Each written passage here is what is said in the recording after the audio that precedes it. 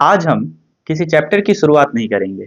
आज हम सीखेंगे लाइफ की लैंग्वेज को और इस लैंग्वेज का पहला वर्ड है सेल।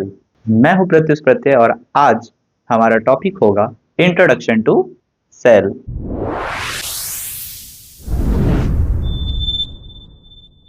सबसे पहले एक क्वेश्चन का हम आंसर दे रहे होंगे, क्या कि व्हाट इज अ सेल। आखिर सेल है क्या। हम सभी अपने प्यारे प्यारे घरों में रहते हैं, है ना। पर क्या सोचे हो कि आखिर वो घर बना कैसे है। तो भैया हमारा जो घर है वो दीवारों से बना है। सही बात है। कैसे बना है। वाल से बना है। कैसा दिखता है वाल। वाल कुछ ऐसा दिखता है ना। पर ये वाल भी तो किसी से बना है। हाँ बना तो है। वाल बना है इन ब्लॉक्स से। किससे बना है। ब्लॉक से। ब्लॉक या फिर ब्रिक्स बोल लो, ईंटें बोल लो, ठीक है, इनसे बना है। तो एक बात बताओ, जो घर है, हमारा जो घर है, ठीक है, वो बना वाल से और वाल बना ब्लॉक से। तो क्या हम ब्लॉक को ये नहीं बोल सकते कि सबसे छोटा यूनिट जो है घर बनाने का वो ब्लॉक। हाँ बोल सकते हैं भैया, बिल्कुल बोल सकते हैं। तो चलो ना बोल देते हैं कि ब्लॉक जो है वो स्मॉलेस्ट यूनिट और फंडामेंटल यूनिट ऑफ हाउस है। फंडामेंटल यूनिट मतलब, फंडामेंटल का मतलब वो मेन यूनिट जिससे कोई चीज बना है। यहाँ इस केस में हमारा घर बना है इस ब्लॉक से, इसलिए हमने इस ब्लॉक को क्या बोला कि वो एक फंडामेंटल यूनिट है। किसका। हमारे हाउस का। ठीक है। इवन वो स्मॉलेस्ट यूनिट भी है। उसी तरह से हम जो ऑर्गेनिजम्स हैं, फॉर एग्जांपल हम ह्यूमंस जो हैं, हम भी तो कैसे बने होंगे। हाँ बने हैं। कैसे बने हम। हमारा हाथ है, हमारा पैर है, हम हाथ पैर से बने हैं। अरे भाई आओ पहले समझो, ठीक है। सपोज करो हमारा प्यारा बबलू, हमारा ये प्यारा बबलू है। तो इसका हाथ, इसका पैर, इसका आंख, ठीक है, ये सब क्या है। ऑर्गन्स है। तो मुझे एक बात बताओ, ये जो ऑर्गन्स है मतलब हाथ पैर, ठीक है, इन्हीं की वजह से ना बबलू बना है। ये जो हाथ और ये जो पैर है ये भी तो किसी से बना होगा। जस्ट लाइक ये वाल बना तो होगा भैया। सही बात है। हाँ बना है। तो मान के चल लो अगर मैं इसका हाथ ले लूं, ठीक है, सिर्फ अभी हाथ पे फोकस करते हैं बबलू के, ठीक है। बबलू का हाथ के अंदर भी देखो तुम छोटे छोटे कुछ ब्लॉक्स देख रहे होगे। अभी के लिए इसको ही हम कह देते हैं सेल। ठीक है। यानी कि ये जो बबलू है ये मेनली किससे बना है। सेल से। ठीक है। यानी कि सेल इसके हाथ में भी होगा, इसके पैरों में भी होगा, इसके आंखों में भी होगा, नाक में भी होगा, मतलब बॉडी के सब हिस्सों में ये सेल होगा। ठीक है। तो क्या हम इसको ब्लॉक के तरह नहीं देख सकते। इस सेल को देख सकते हैं। अगर ब्लॉक इस हाउस का स्मॉलेस्ट और फंडामेंटल यूनिट है तो क्या ये सेल हमारे बॉडी का या इस बबलू के बॉडी का स्मॉलेस्ट या फंडामेंटल यूनिट नहीं हो सकता। हाँ भैया हो तो सकता है। सही बात है। तो इसको हम लिख सकते हैं कि सेल जो है वो स्मॉलेस्ट और फंडामेंटल यूनिट ऑफ लाइफ है। मैंने यहाँ पे वर्ड क्या बोला है, लाइफ। ठीक है। जितने भी लिविंग ऑर्गेनिजम्स हैं वो किससे बने हैं, सेल से बने हैं। ठीक है। किससे बने हैं, सेल से बने हैं। ये तो क्लियर हो गया कि आखिर सेल होता क्या है। पर अब एक बात बताओ, हमें तो दिखता है हाथ पैर, आंख दिखता है, बट ये सेल तो कभी नहीं दिखता। हाँ बिल्कुल नहीं दिखता। और ये दिखेगा भी नहीं खुली आंखों से। क्या बोला आपने भैया, खुली आंखों से नहीं दिखेगा। दिखेगा पर खुली आंखों से नहीं दिखेगा। यानी कि ये सेल इतना ज्यादा छोटा होता है कि हमारी खुली आंखों से वो नहीं दिखता है। तो इसीलिए मैंने इसको लिख दिया है तुम्हारे लिए, तुम बच्चे हो ना, कि सेल जो है वो is too small to see with our naked eyes. हम इसे खुली आंखों से नहीं देख सकते हैं। तो क्या, इसीलिए microscope is invented to see the structure and functions of the cell. इसलिए माइक्रोस्कोप एक मशीन है जिसके द्वारा सेल को देखा जा सकता है। इवन सेल करता क्या है, यानी कि उसके फंक्शंस को, और इवन उसके अंदर भी अगर कुछ है यानी कि उसका स्ट्रक्चर कैसा है, इसके बारे में भी हम जान सकते हैं माइक्रोस्कोप के द्वारा। ठीक है। तो भैया माइक्रोस्कोप क्या है। तो सिंपल भाषा में अभी समझ लो माइक्रोस्कोप के बारे में, ठीक है। जैसे सपोज कर लो कि दूर की चीजें हमें नहीं दिख रही है, तो उसके लिए हम लोग क्या यूज करते हैं, दूरबीन, बर्नाकुलर्स, ठीक है, जिससे हम दूर की चीजों को देख पाते हैं। उसी तरह से माइक्रोस्कोप है। माइक्रोस्कोप क्या होता है कि ऐसे छोटे ऑर्गेनिजम्स जिनको हमारी खुली आंखें नहीं देख सकती हैं, उसको देखने के लिए, यानी कि उसको जूम करने के लिए माइक्रोस्कोप बनाया गया है। समझ गए? तो आखिर माइक्रोस्कोप कैसा दिखता है, देख लिए तुम। अब माइक्रोस्कोप करता क्या है?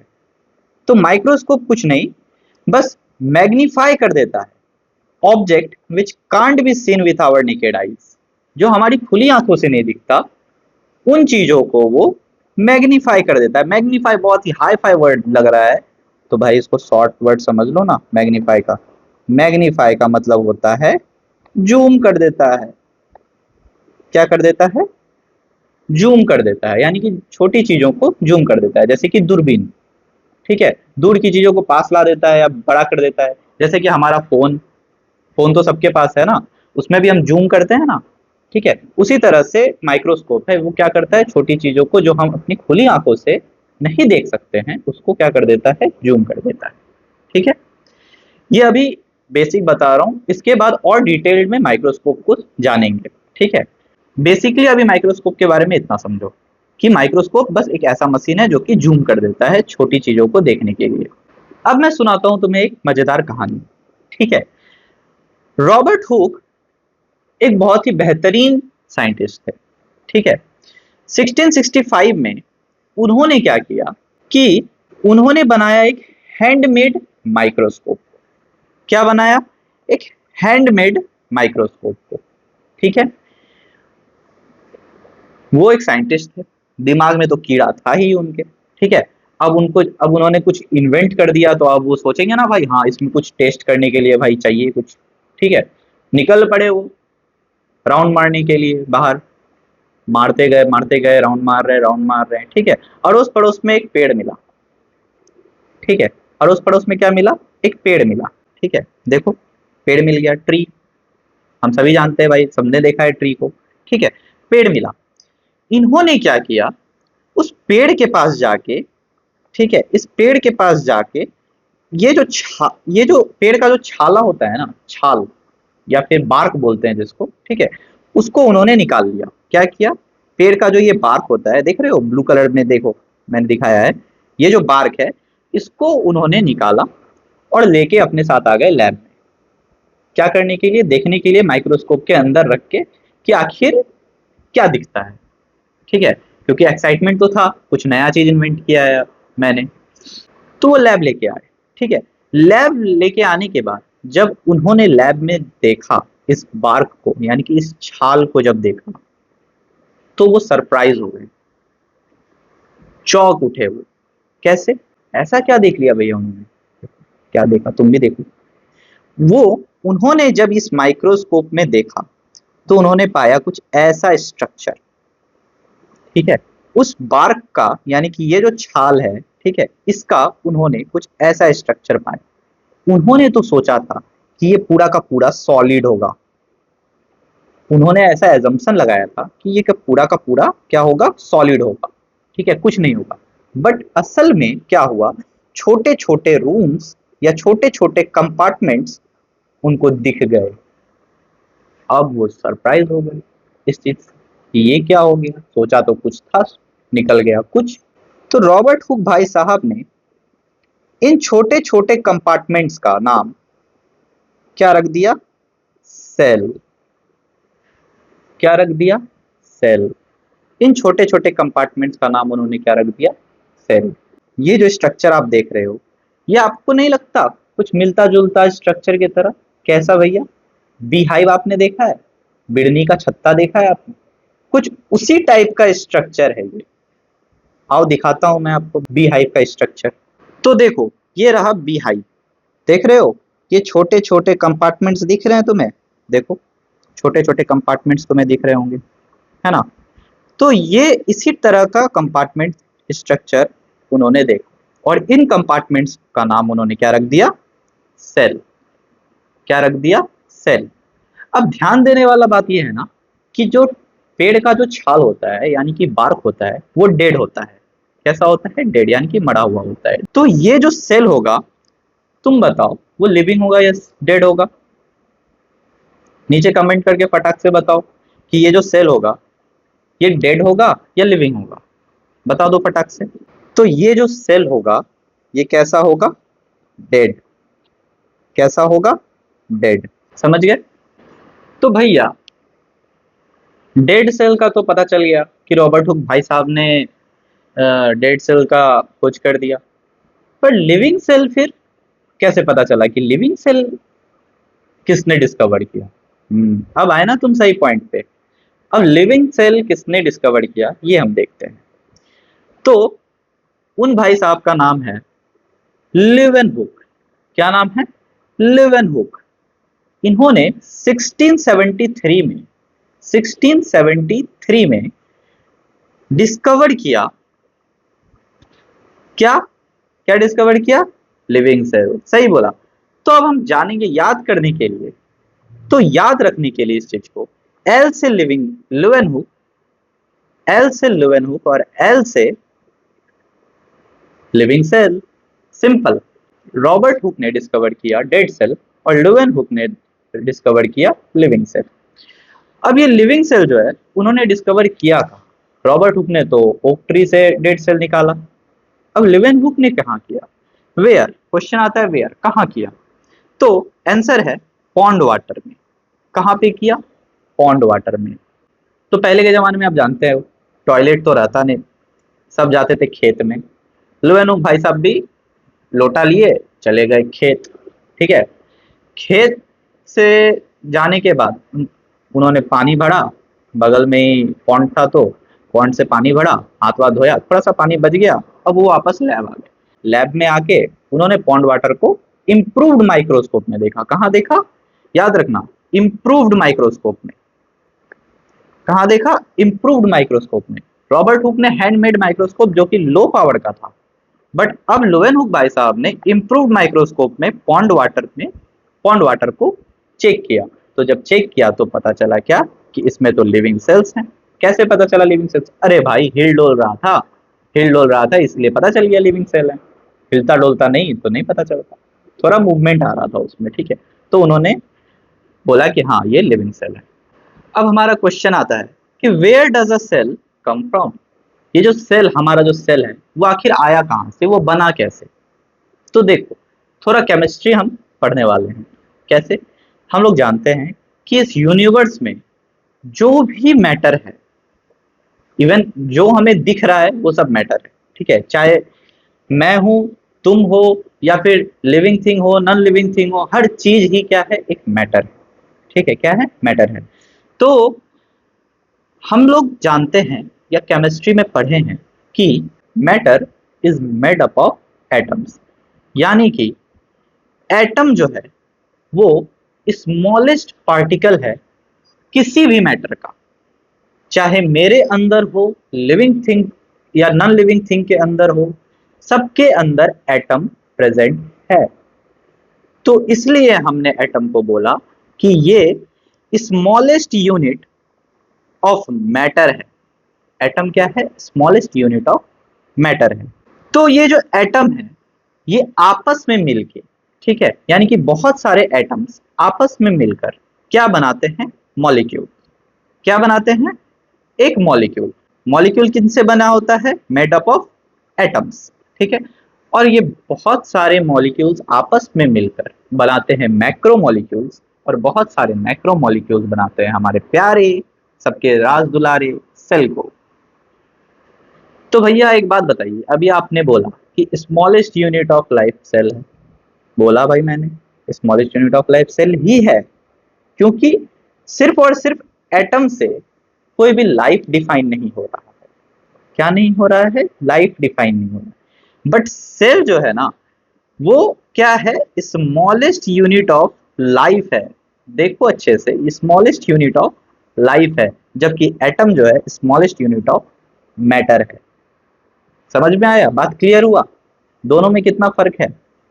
सेल जो है वो लाइफ का स्मॉलेस्ट यूनिट है, जबकि एटम जो है वो इस यूनिवर्स का जितना भी लोग प्रेजेंट है, मैटर चाहे वो लिविंग हो या नॉन लिविंग, सबका स्मॉलेस्ट यूनिट एटम है। अब एक छोटा सा कॉन्सेप्ट समझो, ठीक है। तो कॉन्सेप्ट समझाने के लिए मैं बबलू को बुलाता हूँ, ठीक है। तो बबलू आ जाओ फटाक से। ये आ गया बबलू। अभी इसका हाथ पैर टूटा हुआ है, ठीक है। बदमाशी कर रहा था तो मैंने हाथ पैर तोड़ दिया पकड़ के उसको, ठीक है। तो ये बबलू का हाथ पैर टूट गया है, ठीक है, दिख रहा होगा। तो एक बात बताओ, बबलू जो है वो हाथ पैर आंख इन सब से बना है, तो आखिर ये हाथ और पैर है क्या? ये ऑर्गन्स हैं। सही बात।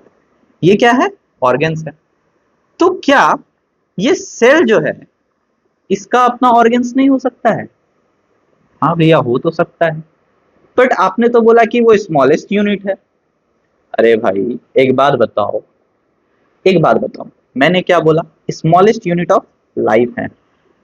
तुम बताओ, तुम्हारा जो हाथ है, तुम्हारा जो पैर है, अगर मैं उसको काट के फेंक दूं, ठीक है, मैं उसे काट के फेंक दूं बाहर, तो क्या वो जिंदा रह सकता है हाथ पैर?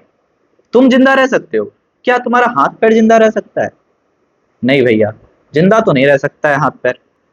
बस यही बात है, सेल के पास भी अपना ऑर्गन्स होता है, बट एक कंप्लीट सेल जो फंक्शन कर पाए फॉर लाइफ, ठीक है, उसके लिए हमें ऑर्गन्स का जरूरत पड़ता है।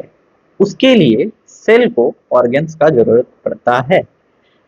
तो हमें जो दिख रहा है, हमारे पास जो ऑर्गन्स है, ठीक है, जैसे कि हाथ और पैर, उनको तो ऑर्गन्स बोलते हैं।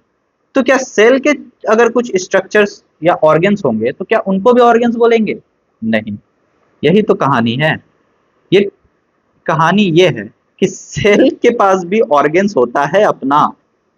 क्या करने के लिए? सेल को काम करने के लिए।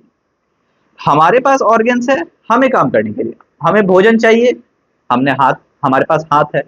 हमें चलना है, हमारे पास पैर है। तो उसी तरह से सेल को अगर भोजन चाहिए, ठीक है, तो उसके पास भी कोई ऑर्गन है। तो एक ऑर्गन लाइफ डिसाइड नहीं करता, बट बहुत सारे ऑर्गन्स मिलकर एक लाइफ डिसाइड करते हैं। बात समझ गए? बट सेल के जो ऑर्गन्स है ना, इनको हम बोलते हैं ऑर्गेनेल्स। क्यों बोलते हैं ऑर्गेनेल्स? क्योंकि ये बहुत ही ज्यादा छोटे होते हैं। क्योंकि ये बहुत ही ज्यादा छोटे होते हैं। जो हमें दिख रहा है उन्हें हम ऑर्गन्स बोल दिए, जो हमें नहीं दिख पा रहा है खुली आंखों से उन्हें हम क्या बोल दिए? ऑर्गेनेल्स। ठीक है। अब एक डिफरेंस समझो एटम्स और सेल के बीच में, ठीक है। एटम जो होता है वो लिविंग ऑर्गेनिजम्स में भी प्रेजेंट है और नॉन लिविंग ऑर्गेनिजम्स में भी प्रेजेंट है। बट जो हमारा सेल होता है ना, वो सिर्फ और सिर्फ लिविंग ऑर्गेनिजम्स में प्रेजेंट है, वो नॉन लिविंग ऑर्गेनिजम्स में प्रेजेंट नहीं है। इसलिए सेल जो है वो लाइफ का स्मॉलेस्ट यूनिट है, लाइफ का स्मॉलेस्ट यूनिट है, जबकि एटम जो है वो मैटर का स्मॉलेस्ट यूनिट है। बात समझ गए? अब देखो, अब जो सेल है वो डिवाइड होता है यूनिसेलुलर और मल्टीसेलुलर में। यही पढ़ते हैं हम लोग कि सेल डिवाइड होता है यूनिसेलुलर और मल्टीसेलुलर में। गलत। जो भी ये बोल रहा है वो गलत है। क्यों? ना सेल यूनिसेलुलर में डिवाइड होता है, ना ही सेल मल्टीसेलुलर में डिवाइड होता है। यानी कि ये जो भी बोल रहा है कि cell is divided into two part, that is unicellular and multicellular, तो ये बिल्कुल ही बिल्कुल गलत है, रॉन्ग।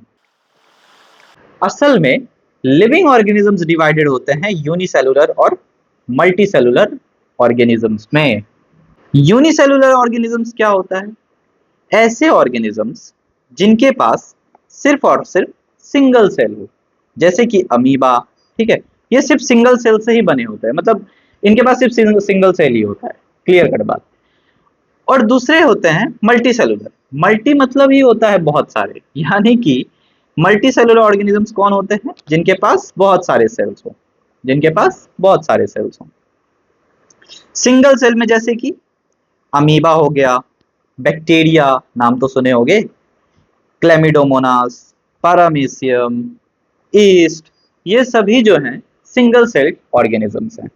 मैं ये ध्यान से बात सुनना, ऑर्गेनिजम्स हैं।